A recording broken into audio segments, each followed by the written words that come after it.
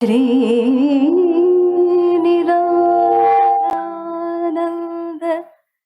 निःश्रेयसार्थसाधकमो सर्वकिल्बिषबाधकमो समग्र विज्ञानदमो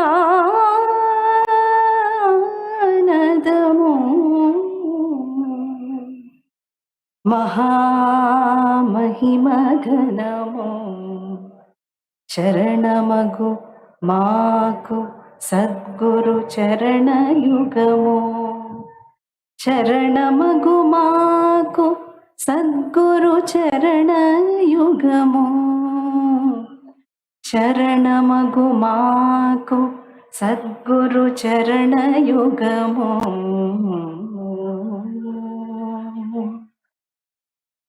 వేదికను అలంకరించిన పెద్దలు, పూజ్యులు, వారందరికీ కూడా నా పాద నమస్కారం. అలాగే సుదూర ప్రాంతాల నుంచి చాలా కష్టపడి చాలా ఇబ్బందులను శ్రమను తీసుకుని నడుచుకుంటూ చాలా వినయంగా వచ్చి కూర్చుని ఇక్కడ మేమేం మాట్లాడతామా అని ఆపేక్షతో ఎదురు చూస్తున్నటువంటి ఇన్ని పాదాలకు నమస్కారం. ఓంకారం మనందరికీ దర్శి. రాముడు ధర్మం. ఈ ధర్మం ప్రతి ఇంట పురుషుడుగా స్త్రీగా నడుస్తూ ఉంది.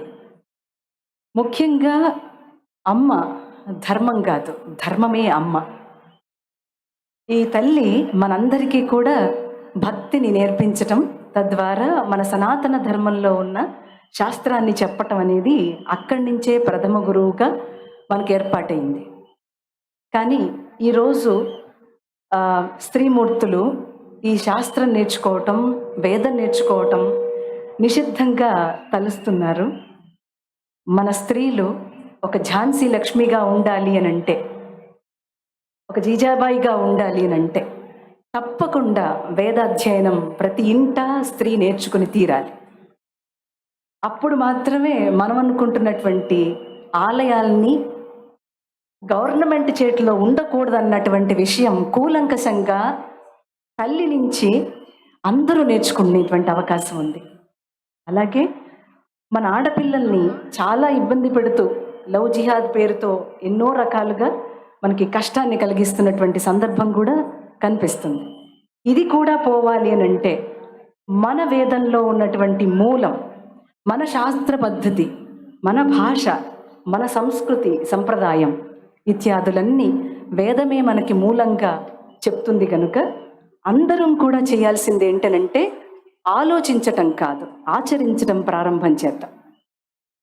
మనందరికీ ఐకమత్యం అవసరం లేదు, ఏకత్వం కావాలి. ఎలా వస్తుంది ఏకత్వం? రామాయణాన్ని, భాగవతాన్ని నిరంతరం చదువుకుంటూ ఉంటే వస్తుంది అని చెప్తారు పరమగురువులు. ఎందువలన అనంటే మనమందరం పర్సనాలిటీ డెవలప్మెంట్ చేసుకుందాం అని ఓ కోర్సులు పెట్టి మరీ డబ్బులు ఇచ్చి మరీ నేర్చుకుంటాం. అది మనం నిరంతరం చదువుతున్న భాగవతము, రామాయణంలోనే ఉంది. అది పర్సనాలిటీ డెవలప్మెంట్ని అవి చదువుకుంటే పర్సనాలిటీ పోయి సోల్ లెవెల్లో ఉండేటువంటి ఆత్మస్థాయిలో పనిచేయటం అనేది జరుగుతుంది. అందుకోసం చదువుకోవాలి, పర్సనాలిటీ డెవలప్మెంట్ కోసం కాదు. ఇది చాలా లోతైనటువంటి విషయం. ఆత్మలుగా మనం ఉన్నాం, వ్యక్తులుగా లేం. వ్యక్తి సంస్కరణ కాదు, మన ఆత్మస్థాయిని పెంచుకోవడానికి ఆ గ్రంథాలు మనకు ఉన్నాయి. మన మూలాన్ని చెప్పడానికి అవి ఉన్నాయి. మనం ఏది చెయ్యాలో చెప్పడానికి ఉన్నాయి. మన వేదం ఎప్పుడు ఎక్కడ ఇది చెయ్యకూడదని చెప్పలా, ఏది చెయ్యాలో చెప్పింది. ఏది చెయ్యాలో తెలిస్తే చెయ్యకూడదేమో మనం చెయ్యం, చేయవలసిన అవసరం కూడా అగత్యం కూడా ఉండదు. ఇది ఎలా రావాలి అనేదాన్ని ఒక 20 ఏళ్ల క్రితం నుంచి ఈ దేవాలయాల్ని ప్రభుత్వం చేతిలోంచి విముక్తి కావాలి అని అడుగుతూ వచ్చా. కానీ వాళ్ళందరూ కూడా గోడ మీద పిల్లివాటంలాగా అందరూ రకరకాలుగా మాట్లాడుతూ వచ్చారు. అది చాలా కాస్త బాధ అనిపించింది. దేవాలయాలు ఎందుకు అడుగుతున్నాము అనంటే మన స్త్రీలకు ఈ వేదాధ్యయనం నేర్పించవలసినటువంటి ఆవశ్యకత ఇప్పుడు వచ్చింది. ఇది మనం చేసి తీరవలే. ఇది చేస్తే తప్పించి మనకు అసలు ఆ మూలం ఏంటో తెలియదు. ఆత్మస్థాయిలో ఎలా ప్రవర్తించాలి, ఎలా ఉండాలి, దాన్ని మనం సుస్థిరపరచుకోవడానికి there is no other way. ఎందుకోనంటే భారతీయుడు ఎప్పుడూ వెలుగులో జీవించడానికి అపేక్ష పడతాడు. భారతీయుడు అంటేనే వెలుగులో జీవించడానికి అపేక్ష పడేది. అయోధ్యని ఎలా నిర్వహించుకుంటున్నాం ఇప్పుడు, అలాగే అన్ని దేవాలయాల్ని మనం నిర్వహించుకోవచ్చు. మనకు స్వతంత్రం ప్రతిపత్తి ఇవ్వగలిగితే మన ఆలయాలన్నీ కూడా ఏ ఏ స్థాయిలలో ఉన్నాయో వాటన్నిటినీ తీర్చిదిద్దుకోవడానికి అక్కడున్నటువంటి స్త్రీలే దీనికి పూనుకోవాలని నా ప్రతిపాదన. ఆ స్త్రీలందరూ కూడా ఆ దేవాలయానికి సంబంధించినటువంటి భూములన్నీ కూడా తీయాలి, చిట్ట అంతా తీయాలి. అప్పుడు వాళ్ళకి చురుకొస్తుంది. ఎక్కడెక్కడ ఏ ఉన్నాయో వాటి పట్ల మనం ఎలాంటి శ్రద్ధ వహించాలో, అసలు మనకున్నటువంటి శక్తి ఏంటో, మన సనాతన ధర్మం మూలమేంటో మన పిల్లలకి చెప్పే అవకాశం ఉంటుంది. ధర్మము అనగా ధరించున్నది. మనం ధరించితే అంటే మనం చేస్తూ ఉంటేనే ఉంటుంది తప్ప ఆలోచిస్తూ కూర్చుంటే ఏమీ రాదు. మనం ఆచరించటం మొదలు పెట్టాలి. ఎక్కడ ఆచరణ ఉంటుందో అక్కడ ఆశీస్సు ఉంటుంది. ఆధ్యాత్మం అంటే భగవంతుడిని నమ్మటం కాదు, భగవంతుడిని తెలియటం.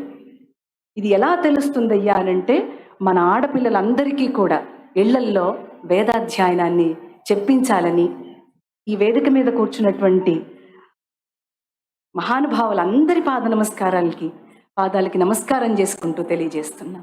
ఇది ఒక్కటి జరిగితే అసలు మన మూలం ఏమిటో అర్థమవుతుంది. మన ఆలయాలు మన చేతుల్లోకి తీసుకురావడానికి ఎంత విలువైనటువంటి విషయమో, మన ముందు తరాల వాళ్ళకి ఏమి ఇవ్వాలో అది ఇవ్వగలిగేటువంటి ఒకనొక సమాలోచన వస్తుందని మనందరం ఒక ఏకత్వంలో నడవాలని మనస్ఫూర్తిగా ఆకాంక్ష చేస్తూ నామం చెప్దాం. ఒక్క నిమిషం. శ్రీరామ జయ రామ జయ జయ రామ, శ్రీరామ జయ జయ రామ, శ్రీరామ జయ రామ జయ జయ రామ, శ్రీరామ ఓ రామ ఓంకార రామ, ఓ రామ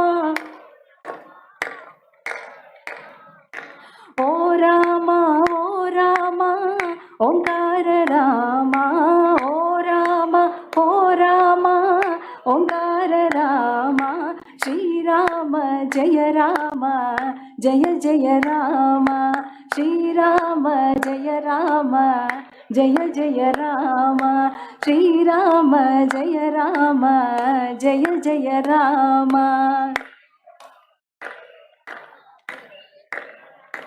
जय बोलो रामचंद्र प्रभु की, जय बोलो सीता माई की, जय बोलो लक्ष्मण स्वामी की, जय बोलो हनुमत स्वामी की, जय बोलो सनातन धर्म को, जय बोलो गौ माता की, जय बोलो भारत माता की।